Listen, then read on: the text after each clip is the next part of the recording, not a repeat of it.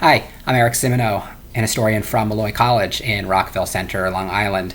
My article on Mayor William Gaynor of New York City appears in the summer 2021 issue of New York Archives magazine. I first came across Gaynor while doing research on the aftermath of the 1912 sinking of the Titanic. The 712 survivors of the Titanic were rescued at sea and then brought to New York City. Gaynor, who was mayor at the time, coordinated the relief efforts for the survivors, working with the Red Cross and New York's leading female citizens. New Yorkers were shocked by the staggering loss of life that resulted from Titanic's demise and rushed to send the mayor financial donations for the victims' families. They also sent the mayor poetry, which commemorated the dead, especially the men who went down with the ship.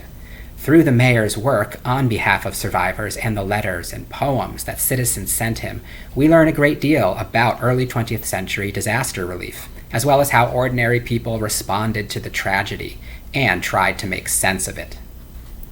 The Titanic story was what first introduced me to Gaynor, but I think his career is interesting in its own right. Probably no other mayor in the city's history had as direct a relationship with his constituents as Gaynor.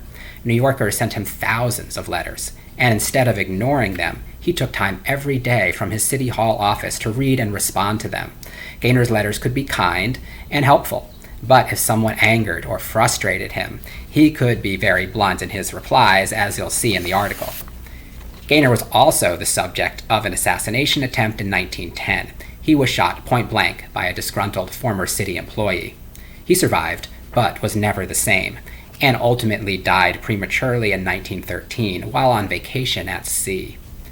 Gaynor's records are housed at the New York City Municipal Archives. They would have been lost forever, though, if not for the foresight of a young historian named William Hockman.